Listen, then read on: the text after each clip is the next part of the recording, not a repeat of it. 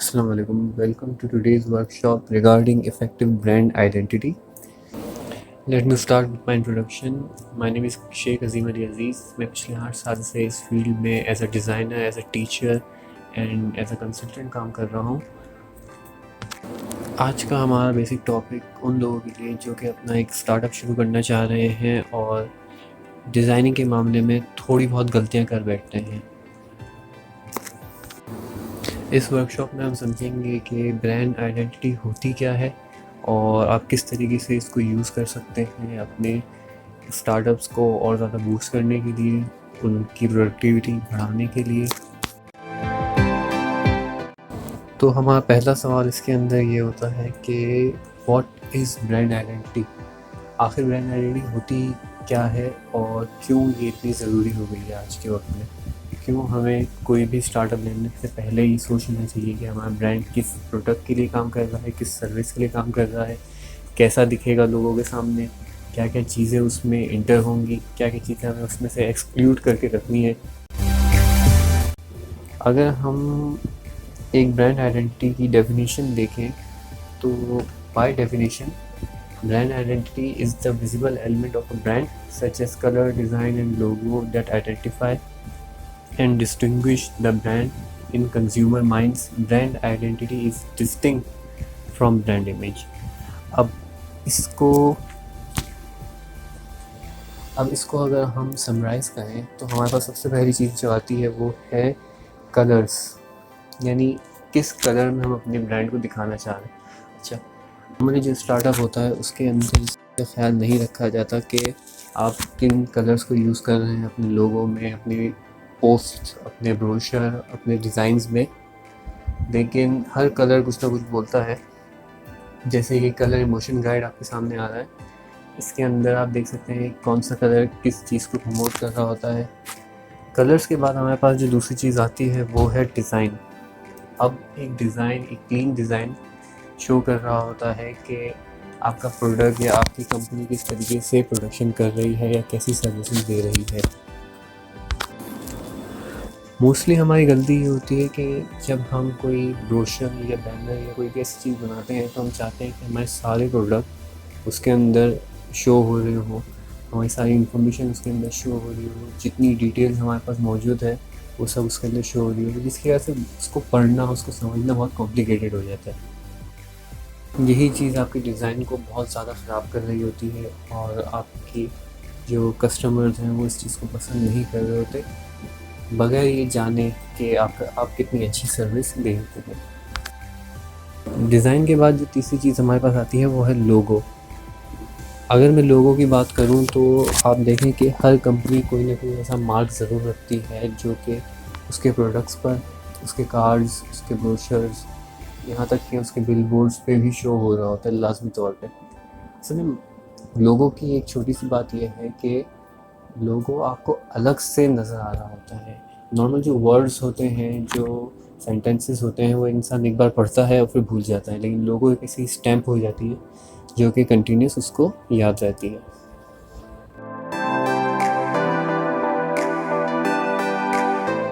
इसके बाद हम थोड़ा सा कलर को और देखते हैं कि कलर्स क्यों ज़रूरी हैं और एक ब्रांड के लिए इसमें क्या क्या चीज़ें मौजूद होती हैं। हमारे सामने अभी मौजूद है हमारा कलर इमोशन गाइड। नॉर्मली आपको गूगल पे जैसे मिल जाएगी, लेकिन मोस्टली जितने लोगो बन रहे होते हैं और जितने भी डिज़ाइनर्स होते हैं वो इसको इग्नोर कर देते हैं। अच्छा, इसको इग्नोर करने से आपका लोगो ख़राब नहीं होता। अगर आपने कोई लोगो बनाया है या बनवाया है तो उसका डिज़ाइन बहुत अच्छा है, वो बहुत ज़्यादा चलेगा, लेकिन इन द एंड वो उसके जो कलर्स हैं वो उस चीज़ को प्रमोट नहीं कर पाएंगे जिसकी वो सर्विस दे रहा होगा।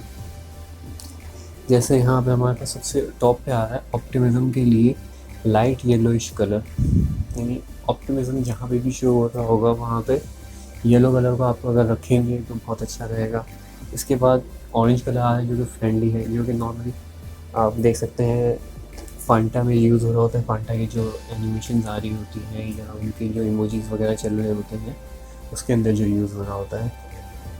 इसके बाद हमारे पास रेड यूज़ हो रहा है एक्साइटमेंट के लिए, जो कि कोका कोला ने भी यूज़ करा है। आई थिंक पेप्सी का भी आधा कलर रेड की तरफ जा रहा है। मैं पेप्सी को क्यों बोल रहा हूँ उसकी ख़ास वजह है, वो हम आगे जाके ज़रूर बात करेंगे।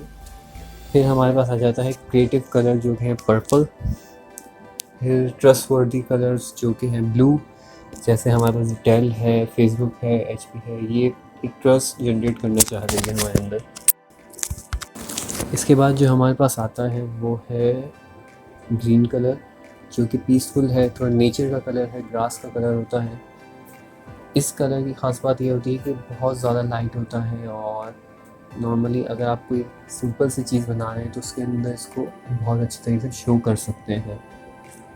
इसके बाद बैलेंस कलर्स हैं जो कि ब्लैक, वाइट एंड ग्रे के अंदर यूज़ कर रहे होते हैं। ये वो कलर्स हैं जो सुकून से आराम से जो काम होता है, जो एक ब्रांडेड चीज़ होती है, उनमें ज़्यादा यूज़ हो रहे होते हैं। कलर गाइड के साथ ये ज़रूरी है कि आप उस कलर के शेड्स को भी फॉलो करें, क्योंकि एक अच्छा कलर गलत शेड के साथ बहुत बुरा लग सकता है। अगर मैं किसी येलो को वाइट के साथ यूज़ करूँ तो पढ़ने में नहीं आता, ब्लैक को डार्क रेड के साथ या डार्क ब्लू के साथ यूज़ करूँ तो वो ज़ाया हो जाता है। इसलिए आपका जो लोगो है, जो आपका डिज़ाइन है, उसके अंदर कभी भी ऐसे मिक्स कलर नहीं होने चाहिए। अगला जो हमारा टॉपिक आता है वो है why is brand identity important. इसके लिए हम डिस्कस कर सकते हैं, एक बहुत अच्छी मिसाल है मेरे पास। हाँ, आप में से कितने लोग ऐसे हैं जिन्होंने पैम्पर का नाम सुना है? सबने ही सुना होगा, सबने देखा होगा। ऐसा मोस्टली कोई नहीं होगा जिसने इसका नाम नहीं सुना होगा। आप में से ज़रा माइंड में सोचिएगा, पैम्पर के कौन कौन से ब्रांड्स को बता सकते हैं? मेरे पास यहाँ पे चंद ब्रांड्स मौजूद हैं, जिनमें से एक है रॉकेट का ब्रांड है, एक है मैजिक टेप का ब्रांड है, एक है कैन बेबी का ब्रांड है। लेकिन आपको क्या पता है कि इनमें से कोई भी पैम्पर नहीं है? हाँ, पैम्पर ने अपनी ब्रांडिंग ऐसे करी है कि पैम्पर एक प्रोडक्ट होके भी, पैम्पर एक ब्रांड होके भी एक प्रोडक्ट के नाम से जाना जाता है। प्रोडक्ट तो डायपर है आपका, लेकिन पैम्पर एक ब्रांड ऐसा बन चुका है, ऐसा माइंड में आ चुका है कि वो अब एक प्रोडक्ट के नाम से भी जाना जाता है। इसी में हमारी मिसाल आ जाती है कि लोग इस पॉइंट पे मार्केटिंग कैसे कर पाते हैं कि जो आपका कस्टमर है वो बाकी चीज़ें छोड़ के सबसे पहले आपके प्रोडक्ट की तरफ आए। तो हम बात कर लेते हैं मार्केटिंग स्ट्रेटजी।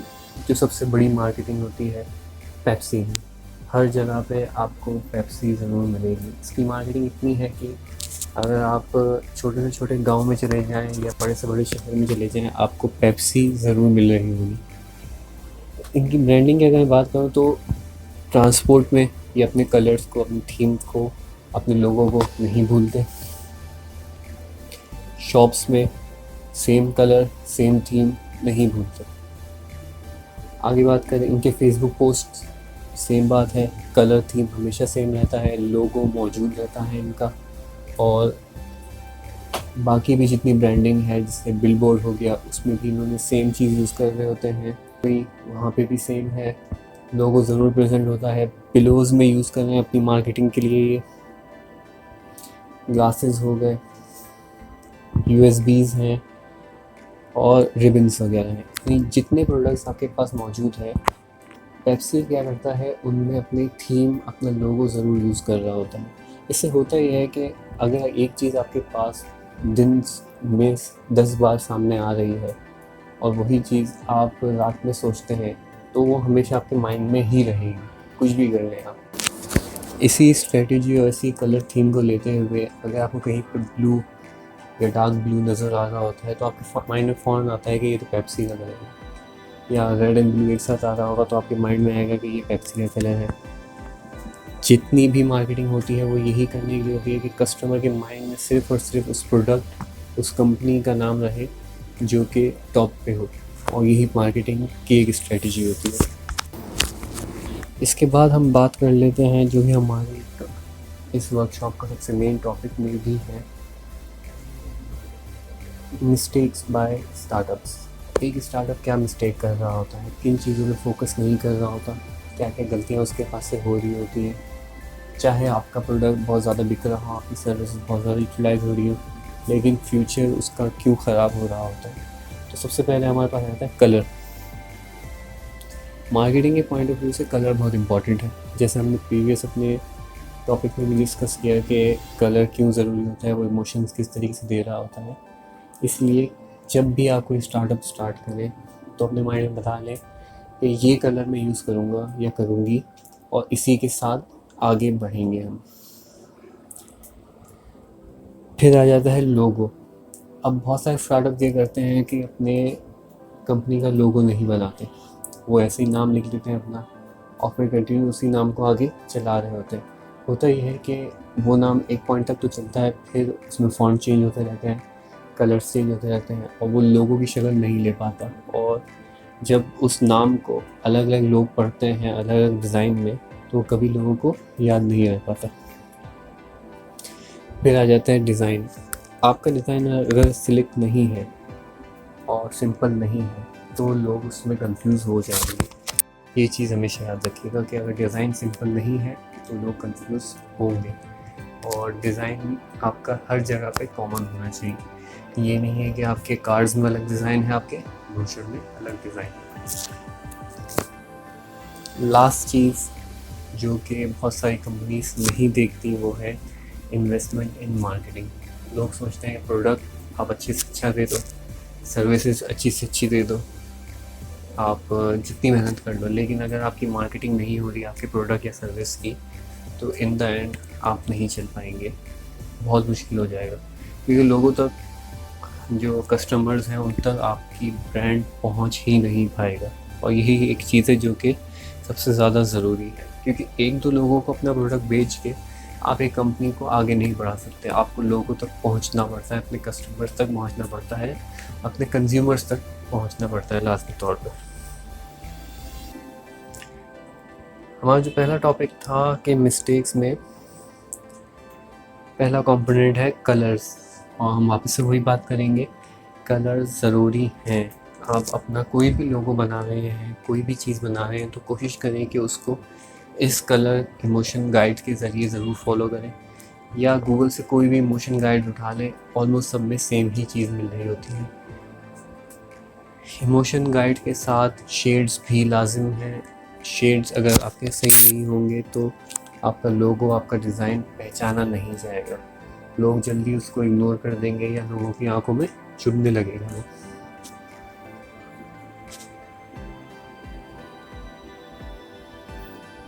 सेकंड चीज़ वही आ गई, आपका लोगो, आपका निशान, आपका साइन कैसा होना चाहिए। अभी हमने बात करी कि कलर कैसा होना चाहिए, अब उसका डिज़ाइन कैसा होना चाहिए उस पर थोड़ी बात करते हैं। आपका जो लोगो है वो वर्ड में भी हो सकता है, जैसे आप कैनवुड का देख रहे हैं, नॉर्मल से सिर्फ उसका वर्ड लिख दिया गया है। गोल्ड बॉन्ड का देख रहे हैं आप, सिर्फ वर्ड लिख दिया गया है। एक मशहूर वो है गूगल का, आप देख रहे हैं सिर्फ अल्फ़ाबेट्स उसके अंदर शामिल हैं। डेल का देखें थोड़ा बहुत चेंज हुआ है, थोड़ा लोगो की साइड में आ रहा है, थोड़ा डिज़ाइनिंग की तरफ जा रहा है। HP का देखें सिंपल सा है, ACER का देखें सिंपल सा है।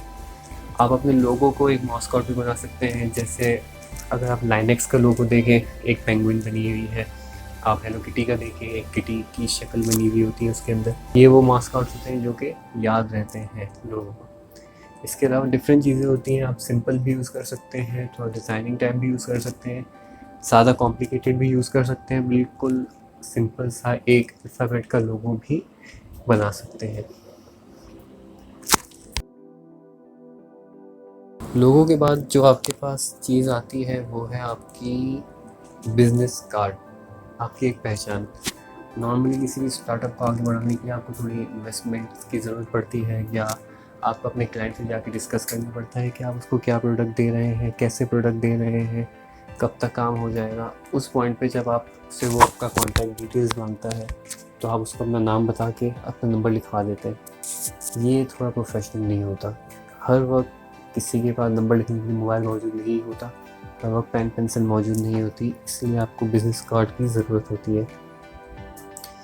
बिज़नेस कार्ड के डिज़ाइंस लाज़मी तौर पे इस चीज़ का ख्याल रखने के लिए होते हैं कि कहीं वो आपकी जो कंपनी है या आपका जो प्रोडक्ट है उससे हटके तो नहीं हो रहे। कोई भी लॉयर अपना बिजनेस कार्ड गोल्डन कलर का नहीं बनाएगा, वो ब्लैक बनाएगा। कोई भी फन टीवी चैनल है तो वो अपना कार्ड डल नहीं बनाएगा, ब्लैक एंड वाइट नहीं बना रहा होगा। इसमें हमेशा इस चीज़ का ख्याल रखना चाहिए कि आपका कब सिंपल होना चाहिए, कब आपका डिज़ाइन कॉम्प्लिकेटेड होना चाहिए, और उसी के हिसाब से आप आगे काम करते रहें उसमें। बिज़नेस कार्ड के बाद जो आपकी अगली चीज़ आती है वो आपके प्रोडक्ट्स की डिस्क्रिप्शन के लिए होती है ब्रोशर, पैम्पलेट या लीफलेट। यहाँ पे आके आप अपनी डिटेल्स ऐड कर रहे होते हैं, क्या कितनी सर्विस दे रहे हैं, क्या क्या सर्विस दे रहे हैं, कैसे दे रहे हैं, कौन कौन सी चीज़ें इसके अंदर इंक्लूड होती हैं, कितना टाइम लग रहा है आपको एक सर्विस देने में, क्या क्या सर्विस के फ़ायदे हैं, क्या किन नुकसानात से आप अपने क्लाइंट्स को बचा रहे हैं, आपकी प्रमोशंस क्या हैं, जो भी चीज़ें होती हैं वो सब इसके अंदर सबसे ज़्यादा मौजूद होती हैं। और इसमें हमेशा हमें याद रखना चाहिए कि हमें कौन सी वाली पैम्पलेट को यूज़ करना है या कौन से वाले ब्रोशर को यूज़ करना है।